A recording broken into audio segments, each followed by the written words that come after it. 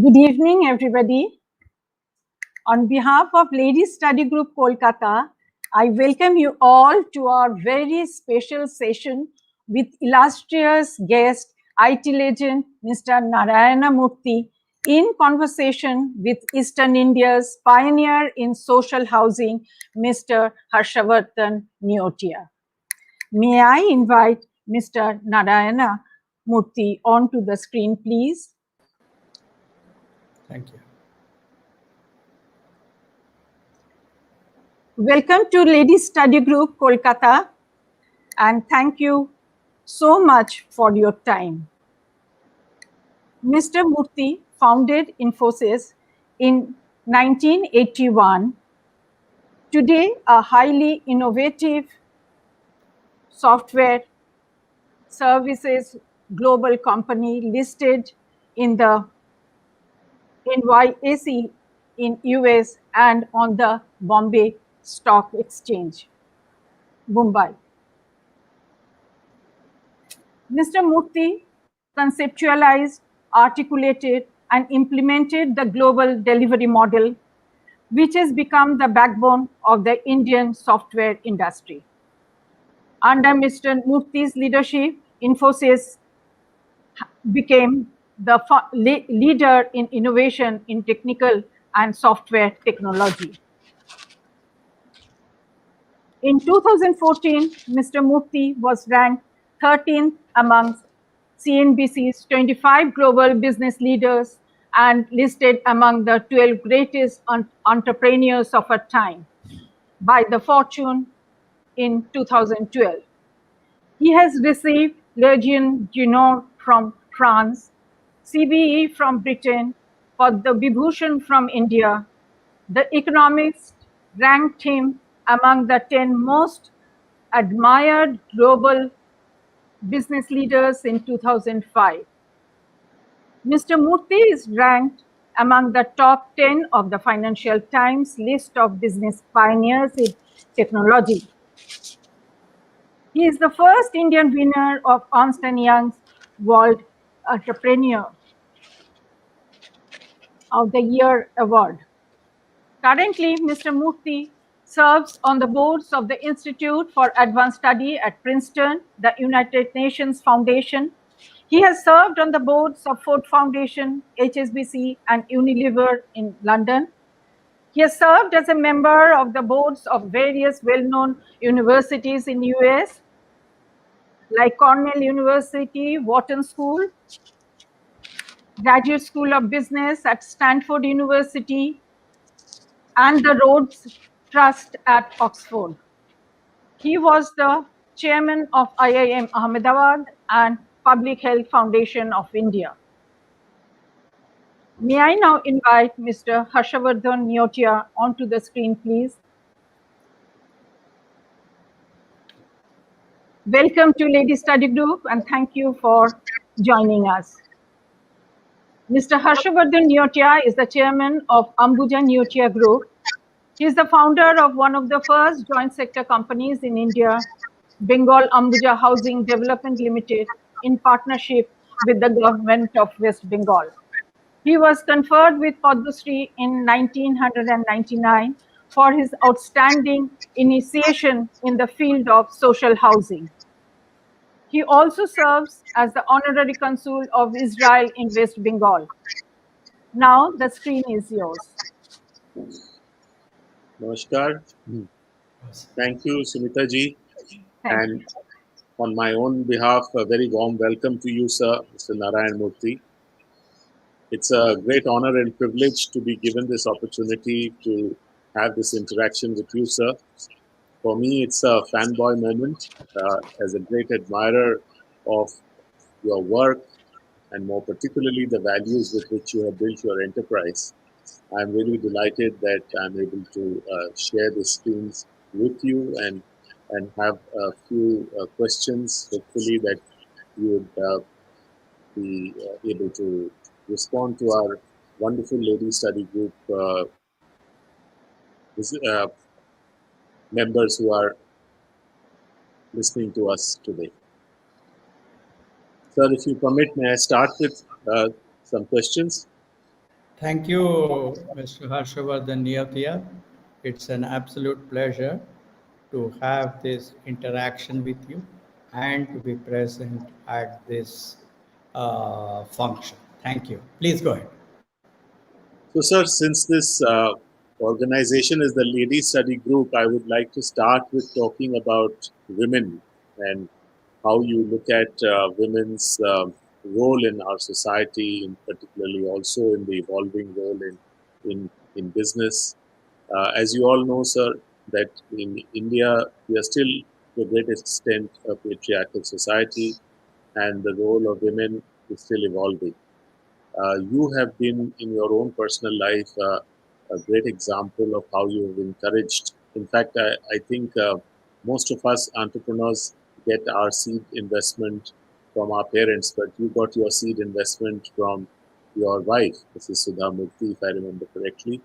And not only that, I think it was quite remarkable that she was equally with you in the career, but at some point of time, she opted out to take care of the family so that you could pursue your dreams, etc. So you have seen the role of women particularly closely, and Mrs. Murthy in herself is a very accomplished social entrepreneur, uh, social worker. So please do share with us some thoughts on how do you see the evolving role of women in India. Well, there are three players in this game. There is the family, then we have the corporation, and third, we have the government. There are things that each of these players will have to do if we can enhance the career opportunities for our women. Let me first talk about the family. First of all, in situations where possible, young couple should learn to live with their parents so that the grandparents can look after the grandchildren well. That was the case in our family. My parents in law lived downstairs and we were upstairs. So we had absolutely no worry with our children. They brought them up very well. Second, in cases where it is not possible, we have to ensure that both the husband and the wife should work because we need two income families to afford good support systems. If we want women to take up professional positions and advance while having children, while supporting family, etc., then we need good support systems.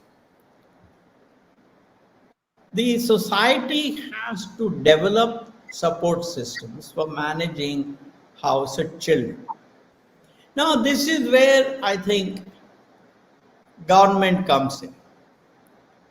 We have to start world-class colleges like Norland nannies in the UK to train the best nannies. I don't know how many of you know Norland nannies. They are the world's best colleges. They get a degree and they are very well trained to train to become nannies. Not only that, we should ensure that the salaries of these nannies becomes competitive because then only good people will start entering this profession. And for that to happen, obviously we have to become two income families.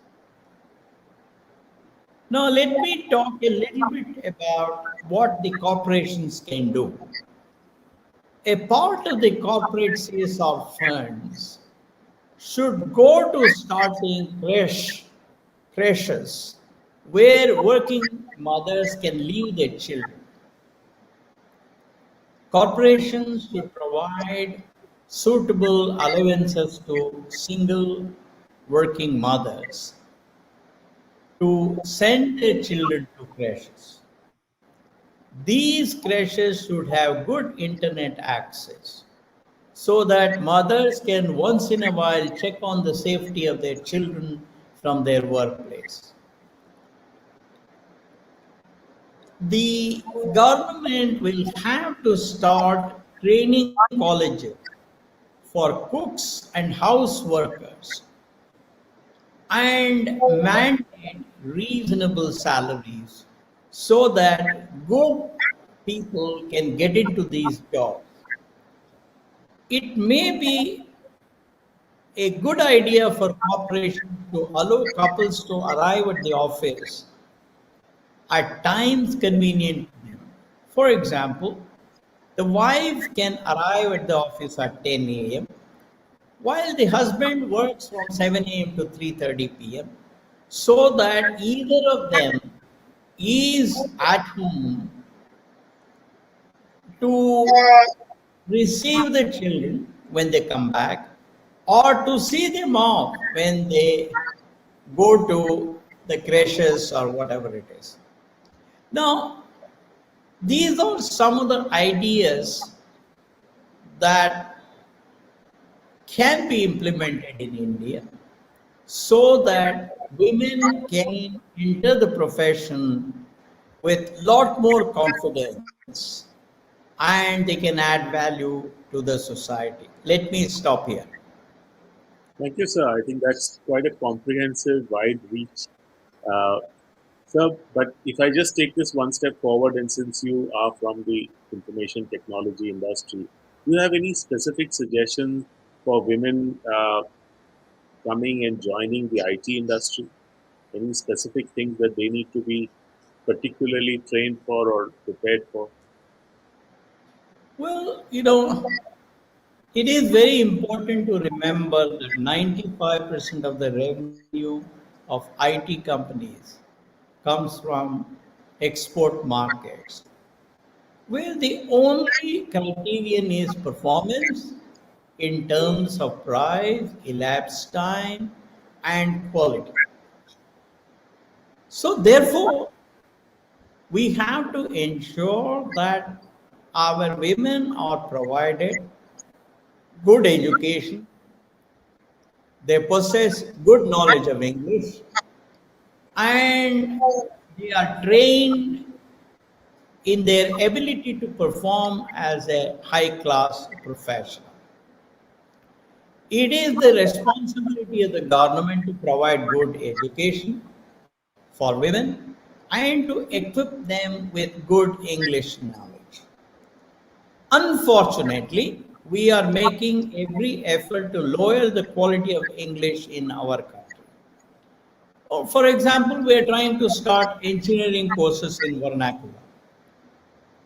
Now, my own feeling is that given the amount of knowledge that exists in engineering in English, we may be putting our children or we may be hurting our children and our country in the next 10 to 15 years if we accelerate in this path.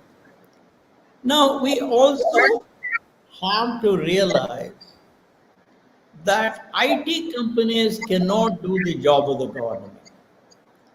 The government must bring the quality of the education of the poor and marginalized children, particularly girls, at least to a level of 80% of the required level.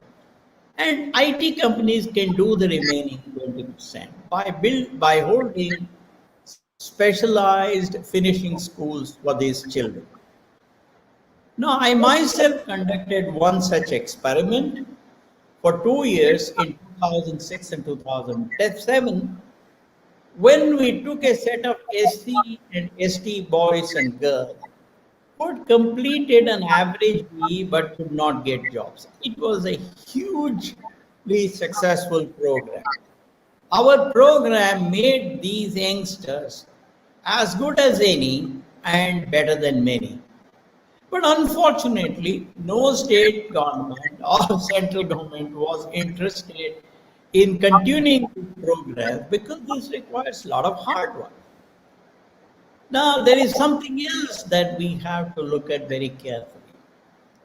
Our own experience with women professionals at Infosys during the time I was in the company was that women would come, they would perform very, very well as, you know, software professionals for 2 or 3 or 4 years. They would get married, they would have children, and they had to take a year off.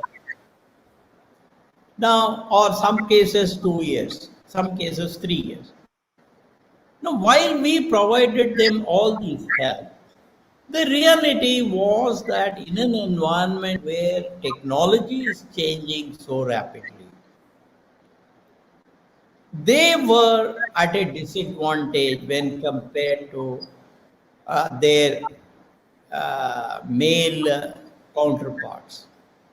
So many of them lost because they have to be away from the workplace. Now, this is a problem we have not been able to solve, but I think all people interested in advancing the career of women in the IT industry must work on this problem because the technology is changing rapidly. The business models are changing rapidly. Therefore, when women take off a year or two to look after their children, we have to see how they can come back and succeed. Let me stop here. Thank you, sir. So we'll move on to the next topic on youth. So in your last 4 decades of your career, you interacted with a lot of youth in different generations. How would you look at the youth today, the millennials as we call them, as different from those perhaps in the previous generations? And what do you think is their mindset which you find to be distinctive? Well, the youngsters of today are much more confident than I used to be at their age. Their aspirations are higher than mine when I was their age. Their expectation from life is also higher.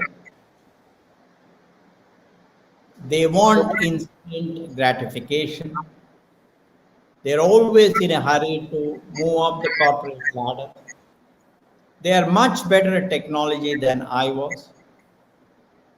Thanks to the economic progress of India in the last 2 decades and to the success of Indians in cricket, our youngsters have tasted success. They want more of it. They want instant gratification, as I said before. They want much more access to information than I had, and they do have, thanks to internet and umpteen TV channels, showing the quality of life of the youngsters in developed societies. Every year, about 200,000 students go abroad to developed countries, mainly America, for their undergraduate and graduate studies. They expect the same level of infrastructure, opportunities, lack of corruption, same level of prosperity, healthcare, housing, primary education, and good governance that they saw abroad in developed countries. Thanks to liberalized remittance schemes, our youngsters and families also travel often abroad these days. And they observe how developed societies have advanced and how certain societies, which were once upon a time developing, have progressed very well, like Singapore, South Korea, Taiwan, Thailand, Malaysia, etc. In other words, we have uncaged a tiger which is full of hunger, energy, and enthusiasm. Unless we, the elders, understand this problem, we work hard, we perform, and create a better quality of society, I do not think it will be possible to satisfy the aspirations of our youngsters. Let me stop here. Thank you, sir. Sir, we'll talk now about poverty alleviation and job creation and trying to increase the disposable income in the hands of people. Sir, in your book, Better India, Better World, you had Yeah. alluded to this and had given some suggestions. Now, since the book was published, we've had this COVID pandemic and some new situations have emerged. So, Yeah. how would you like to sort of modify or perhaps supplement some of the thoughts that you gave in your book with respect to poverty alleviation? No, I think, I have studied this problem reasonably deeply. I have read a lot. I have discussed with specialists in economics, and my views have not changed. My belief is that nations can become prosperous and alleviate poverty only through the creation of jobs with good disposable income. There is no other solution to the alleviation of poverty. Now, why disposable income? Because such disposable income allows people to buy other goods and services, and this creates even more jobs in secondary and tertiary sectors. Now, at this stage, our country cannot create enough consumption to create, because that creates jobs for everybody. Therefore, exports become very, very important. We have to raise the contribution of exports from the current 15% of our GDP to about 40 to 50%. This is exactly what the East Asian countries did. Also, remember that competing in the export market requires us to compete with successful countries like China, South Korea, Taiwan, Southeast Asian countries, and of course with the developed countries. Now, for this to happen, we have to create a culture of high performance, high aspirations, hard work, being disciplined, and being honest, and a good work ethic. Whether COVID or no COVID, we cannot relax. COVID requires us to be even more disciplined in social distancing and in wearing masks. For example, one solution to COVID is to reduce the number of workers in each shift to a third so that we can have the required social distancing, and to shift and to work in 3 shifts in factories which were working in single shifts. This will help workers to travel safely to their factories, because even in the buses you can have social distancing, and also we can have social distancing in the factories, and therefore we can all work safely. I do not think that we should stop working due to COVID and operate from home. I am not a great believer in that. Let me stop here. Sir, take society. We are seeing some disruptive technologies that are coming into play in a rather hastened way, particularly after the COVID.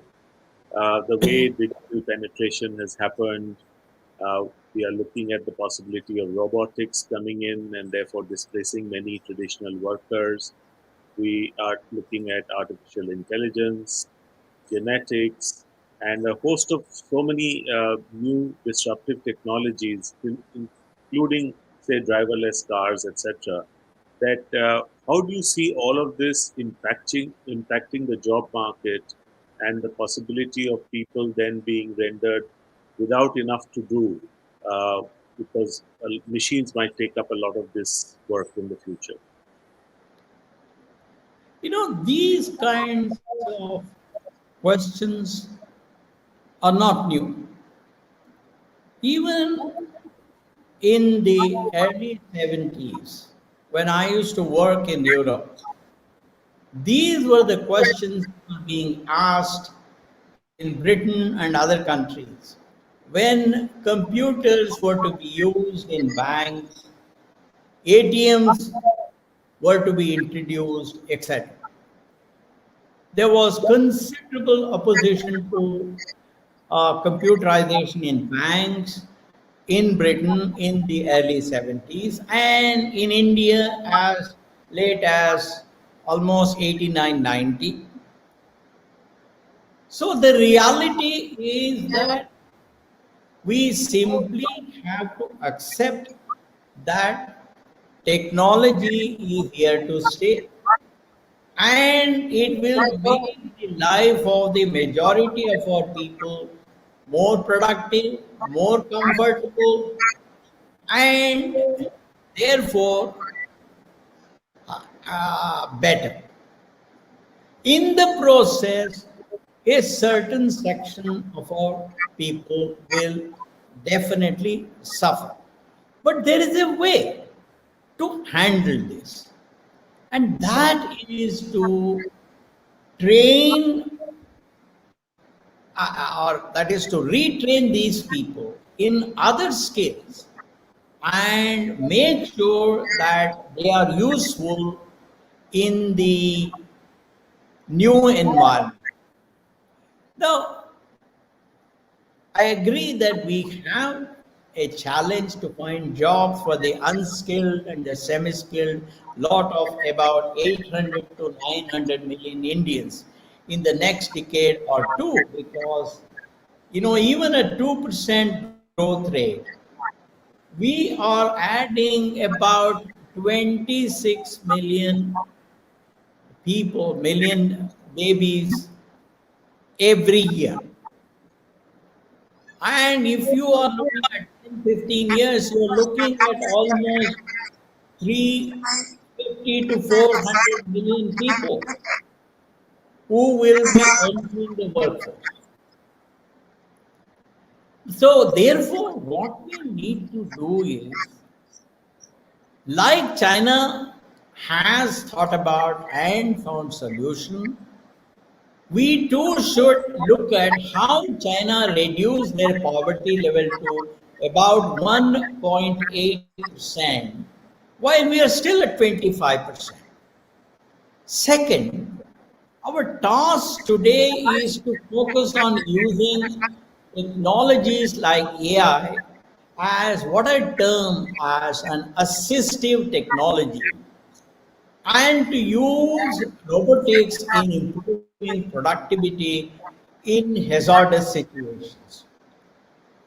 I have seen in German factories robots operating 40, 50, 100 welding machines, and there's only one engineer who is sitting outside and controlling these robots, and they don't get tired at 5 p.m. or 6 p.m. every day. They continue working with the same level. So therefore, we have to see how best to use these technologies as assistive technology. Our strategy should be to use a combination of services and manufacturing to become dominant in the global market through innovation, productivity, hard work, and discipline. I believe that there is still lots of headroom in the global market if we focus on software services, business process management, and in Internet of Things. We have to increase our contribution in export to about at least $500 billion. Parallelly, we should use automation and quality human effort in low tech and high tech product manufacturing to achieve the highest productivity in the world to create products for global market like China has done, increase our export to about 40% to 50% of our GDP, and focus on services in the domestic market. At the time we become a $5 trillion economy, I don't know whether it will happen in 2025 as we want to. Whenever it happens, we should aim at least $2 trillion US of the export market.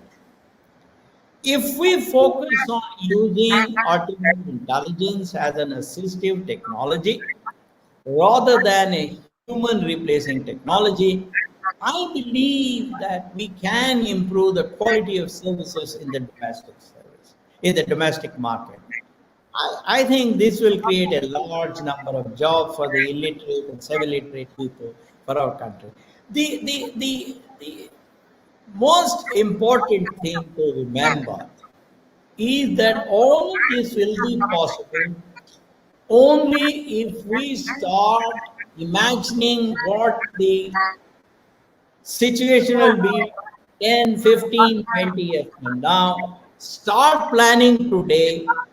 If the government becomes our ally, if the bureaucracy is revamped to become a catalyst, if every one of us has high aspirations, if we become merit oriented, if we work hard, if we are disciplined, if we are honest, and if we operate as one India, rising above region, religion, caste, and class. Let me stop here. So, one question I have to ask is, since this group would have a number of members who would be aspiring entrepreneurs, uh, you had a rather unconventional start as an entrepreneur. You were in a reasonably good job at that particular point of time. You not only didn't come from a family that had large capital base. Yeah. You had very small, meager sums of savings, and that too from your wife. Yeah. And then you convinced six other colleagues or five other colleagues of yours to join you in a startup kind of a venture with very little financial backing. Uh, it obviously must have entailed a lot of courage and a lot of self-conviction to be able to take this leap of faith. Would you like to share a little bit of that journey, particularly what went in your mind during that period when you decided to give up your job and take up this assignment?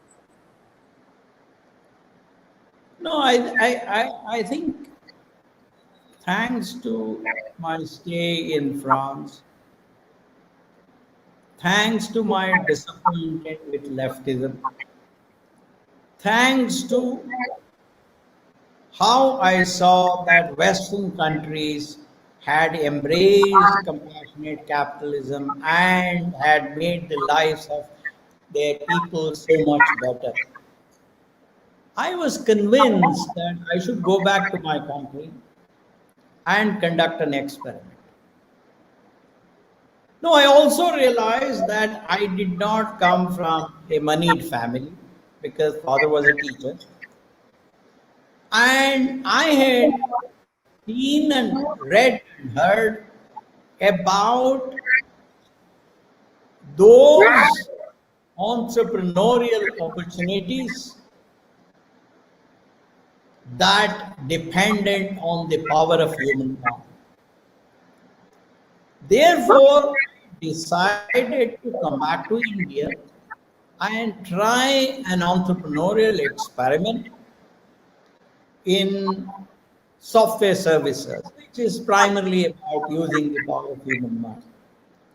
My first attempt failed because I focused on the domestic market. There was no domestic market.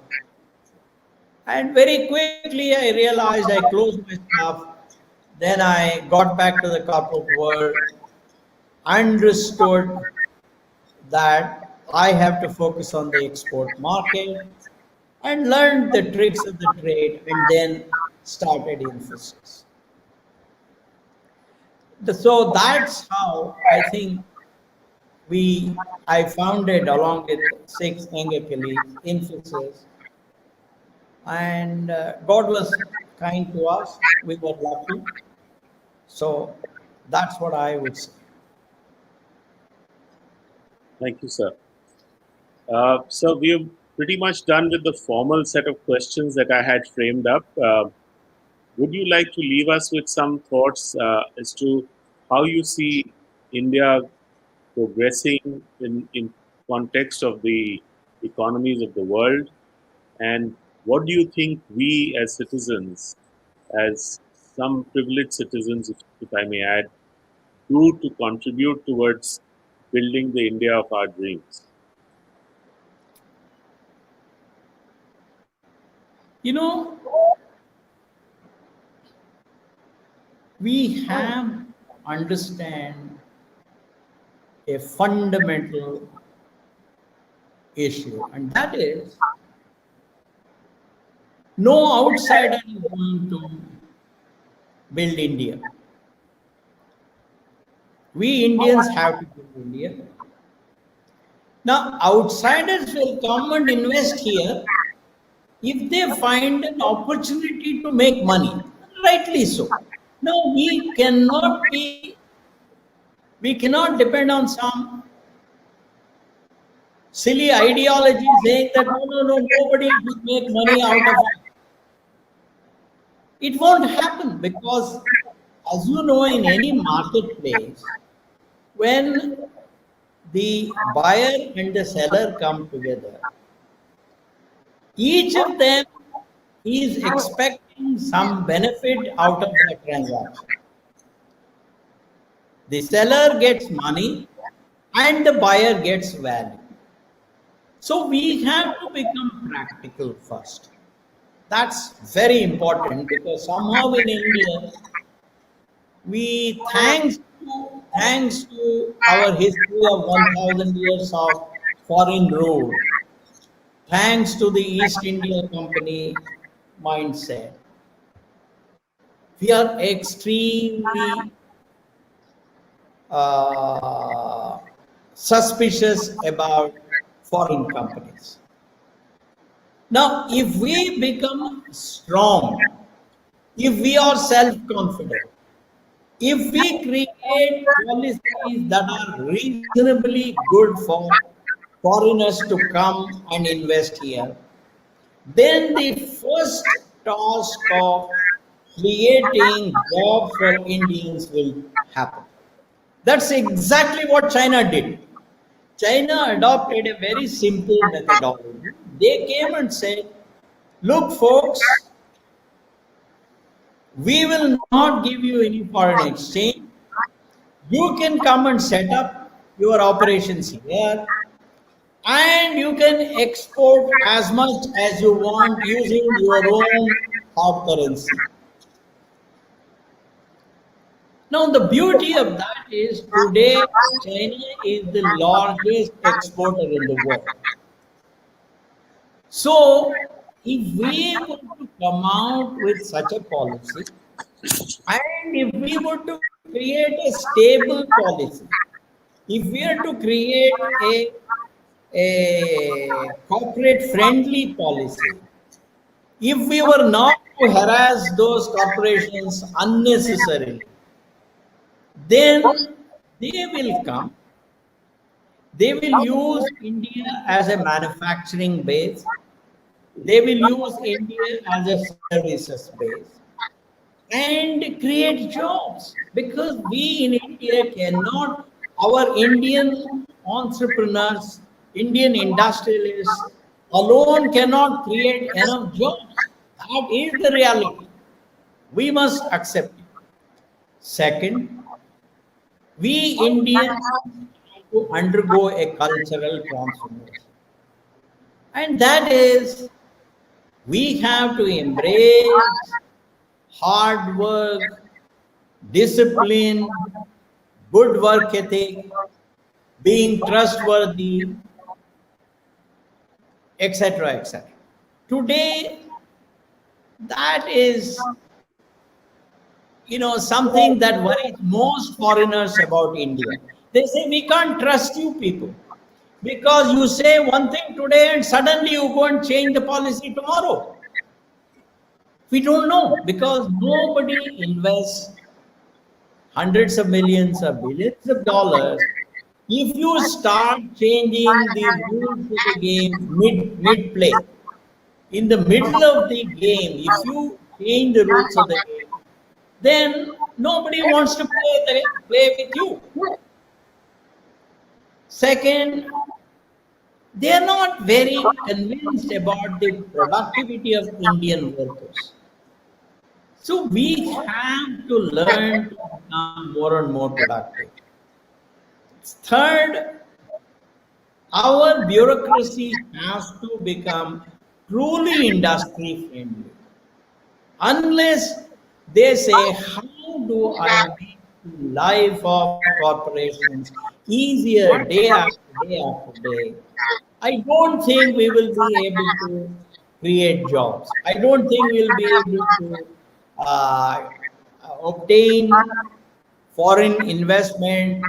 Forget about domestic investment. I mean, sorry, you won't be able to get even domestic investment. Forget about foreign investment. So I think what is most important is a cultural transformation of India. So unless that happens, I think it is very, very, very. I don't think it will happen. Yeah. Sir, thank you very much. You have actually shared very openly and with a lot of articulation, uh, views, thoughts on a wide variety of subjects that we have covered today. Thank you. Thank you very much, sir. I will now request the president of the Lady Study Group, Ms. Shumita Roy, to please come in, and there could be some questions that she may have. So I request her to please come in. Sure. Thank you, sir. Thank you for the privilege of Yeah. this So interaction. do I log off now? Sir, a few minutes. No. Sir, thank you so much for sharing your ideas so lucidly.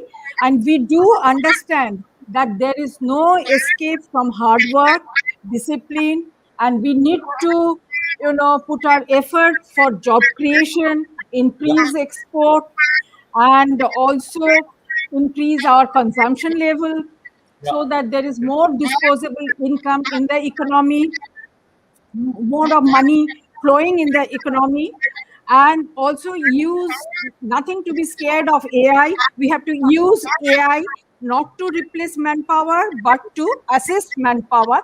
That is Yeah. sort of mindset we have to develop, and we Right. need cultural transformation. And I think the lessons that our members should take from what you have said is to try to carry out activities to promote your thought leadership. So Yeah. now I invite my Vice President, Sucheta Mayor, to give the vote of thanks. Good Excellent. evening, ladies and gentlemen. Namaste. It was an enlightening session, Mr. Murthy. We greatly admire your high standards of ethics, discipline, and integrity. With patience and unwavering vision, you and your team have built a global company, making all Indians proud. You have truly lived up to your belief, which is when God is shy to announce his resources, he comes in the form of strength. You have capitalized on your opportunities and efforts to continue a remarkable legacy. Indeed, we learned a lot from you in conversation with our very own Mr. Harshavardhan Neotia. A very big thank you, Mr. Murthy and Mr. Neotia. Now, I would like to thank our members, online viewers, and the media for the support. Namaste. Over to Thank you. Mr. Narayan Murthy, hope soon the COVID situation will be over and we will have the opportunity to have face-to-face interaction. Thank you for giving your time. You and Mr. Harsh Neotia ji also for doing wonderful interaction. Namaskar and goodbye to all. Thank you very much. Thanks to everybody. Take care. Thank you. Bye.